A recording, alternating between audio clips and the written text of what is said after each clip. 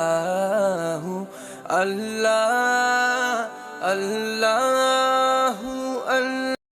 اعوذ باللہ من الشیطان الرجیم بسم اللہ الرحمن الرحیم۔ خواتین و حضرات السلام علیکم ورحمۃ اللہ وبرکاتہ و مغفرتہ۔ پروگرام احکام شریعت اور فقہ حنفی سے متعلقہ مسائل کے ساتھ حاضر ہیں۔ دیکھیے کوشچن ابھی کیا تھا کہ اگر عورت کوئی جاب کرتی ہے تو کیا شوہر پر نان نفقہ اب بھی لازم رہتا ہے یا وہ بری ذمہ ہو جاتا ہے؟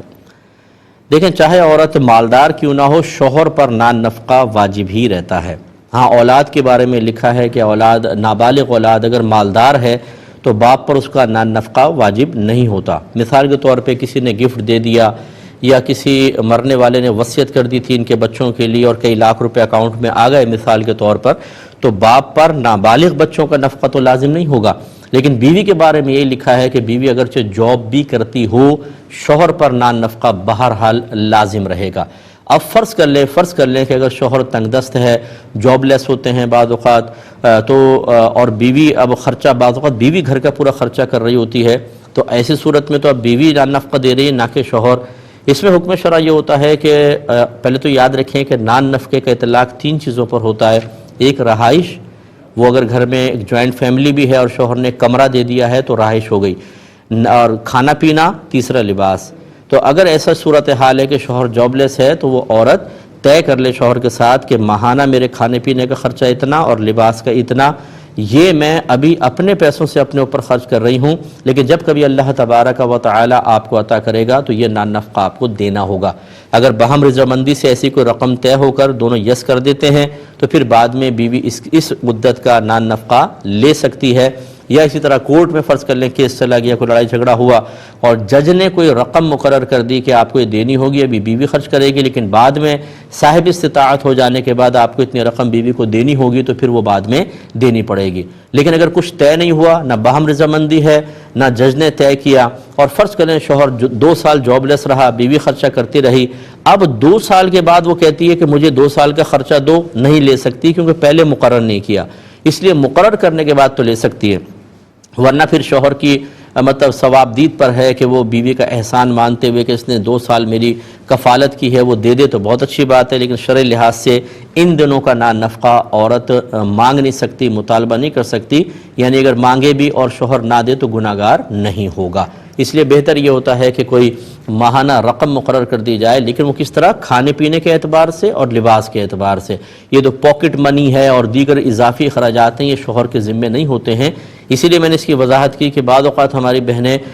نان نفقے کے نام پر ان چیزوں کو طلب کر رہی ہوتی ہیں جن پر نان نفقے کا اطلاق ہوتا ہی نہیں ہے۔ اس میں شوہر زیر بار ہو جاتا ہے اور وہ اپنے آپ کو مجرم بھی سمجھتا ہے، حالانکہ یہ زوجہ کا حق نہیں ہوتا ہے۔ اس کی تفصیل اچھی طرح ذہن میں رکھنی چاہیے۔ ایک انہوں نے کہا کہ کیا کوئی خاتون مرنے کے بعد شوہر کی تصویر دیکھ سکتی ہیں؟ دیکھیں، دوران عدت عورت کا نکاح اپنے شوہر سے نہیں جاتا، لہذا تصویر تو دور کی بات، وہ تو شوہر کو بھی دیکھ سکتی ہے، عورت چھو بھی سکتی ہے، اپنے شوہر کو غسل تک دے سکتی ہے۔ اور فرض کر لیں کہ اگر عدت تمام ہو گئی ہے پھر بھی وہ اس کا شوہر ہے، اس کی تصویر کو دیکھنے میں شرعاً کوئی حرج نہیں ہے، کوئی نامحرم نہیں ہے، کیونکہ اب یہ دونوں بروز قیامت اللہ تعالیٰ کی بارگاہ میں میاں بیوی کی حیثیت سے اٹھیں گے۔ ہاں، ایک صورت ہو سکتی ہے کہ اس عورت نے عدت گزارنے کے بعد کسی اور شخص سے نکاح کر لیا، تو اب یاد رکھیں کسی اور شخص سے نکاح کرنے کی وجہ سے اب سابقہ شوہر سے اس کا تعلق منقطع ہو گیا، اب وہ اس کے لیے گویا کہ ایک مطلب وہ شوہر نہیں رہا۔ اب اس کی تصویر وغیرہ دیکھنا یہ ایسا ہے جیسے غیر شوہر کی تصویر دیکھنا، کیونکہ عورت بروز قیامت اس شخص کے ساتھ اٹھائی جائے گی جس سے اس نے سب سے آخر میں رشتہ قائم کیا تھا۔ تو فرض کر لیں کہ اگر اس نے 3 شوہروں سے لگاتار نکاح کیا، 2 فوت ہو گئے، تیسرے شوہر سے کیا، بروز قیامت اس تیسرے شوہر کے ساتھ اٹھے گی، پہلے 2 شوہر اس کے لیے ادھر اخروی لحاظ سے اجنبی ہوں گے، لہذا ان کی تصاویر پھر نہ دیکھی جائے۔ ایک انہوں نے کہا کہ اگر آٹومیٹک مشین ہو، اس میں ناپاک کپڑے ڈال دیے جائیں، دھل گئے، اب پاک کیسے کریں گے؟ دیکھیں، اگر تو وہ آٹومیٹک مشین سے مراد یہ ہے کہ آپ نے کپڑے ڈالے، پانی خود بخود آیا، دھلتی ہے، 3 دفعہ پانی آیا، 3 دفعہ دھلا، اور بیچ میں اور اس کے بعد وہ اسپن بھی کر دیتی ہے، خوب اچھی طرح پانی بالکل نکال دیتی ہے کہ اگر آپ اس کو مزید نچوڑیں تو کوئی قطرہ نہ نکلے، اس طرح کی جو آٹومیٹک مشین ہے اس سے کپڑا پاک ہو کر ہی باہر آئے گا۔ اس میں کرنا یہ چاہیے کہ پہلے پانی ڈالیں، وہ دھوئے، پھر اسپن کر دے، پھر اس کے بعد ایک اور دفعہ پانی ڈالیں، دھوئے، اسپن کر لیں، 3 دفعہ پانی ڈالیں اور 3 دفعہ اس کو اسپن کر لیں گے تو انشاءاللہ وہی 3 دفعہ دھونے اور 3 دفعہ نچوڑنے کی سنت پوری ہو جائے گی اور کپڑا بالکل پاک و صاف ہوگا۔ تو یہ کر لیں زیادہ بیسٹ ہے، ورنہ یہ بھی ہے کہ اگر آپ نے اس پہ کوئی پانی ڈالا اور پانی بہا اور آپ کو یقین ہے کہ بہت زیادہ پانی نجاست کو اپنے ساتھ بہا کر لے گیا ہے، پھر بعد میں اسپن بھی ہو گئی تو گنجائش ہے، لیکن 3 دفعہ کا ہنسا پورا کر لیں، عدد پورا کر لیں تو زیادہ بیسٹ ہے۔ یہ کہتے ہیں کہ بعض اوقات ویسے عورتوں کو گھر میں ذکر کا ٹائم نہیں مل پاتا، تو کیا وہ کام کے دوران ذکر الہی کر سکتی ہیں؟ تو جی بالکل کر سکتی ہیں، لیکن قرآن عظیم کی تفسیر وغیرہ اگر ہو، کیونکہ یہ سیکھنا ہوتا ہے، اور اسی طرح شرعی مسائل کا سننا، یہ کام کاج کرتے ہوئے نہ کریں۔ اس کی وجہ یہ ہے کہ پھر کچھ اور سنے گا، کچھ اور ذہن میں بیٹھ جائے گا، کیونکہ توجہ کام کی طرف ہوگی، غلط تفسیر، غلط مطلب قرآن پاک کا کوئی مفہوم ذہن میں آ گیا، اس طرح فقہی مسائل غلط ذہن کے اندر بیٹھ گئے تو نقصان ہوگا۔ اس کے لیے تو یکسوئی کے ساتھ بیٹھ کے سننا چاہیے۔ اسی طرح قرآن پاک کی تلاوت کے بارے میں ہم یہ کہتے ہیں کہ تلاوت قرآن کا مقام جو ہے وہ عام ذکر سے بلند و بالا ہے، اس میں بھی ادب اور احترام یہ ہے کہ آپ پہلے یکسوئی سے سنیں پھر کام میں مشغول ہوں، لیکن بہرحال اس میں بھی یہ ہے اگر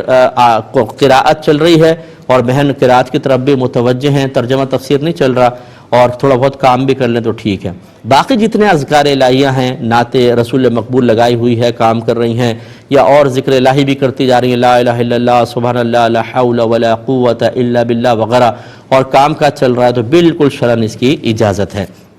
ایک ہی کہتے ہیں کہ کیا بہو اگر کہیں باہر جانا چاہے تو اسے ساس سسر کی اجازت لینا ضروری ہے یا نہیں ہے؟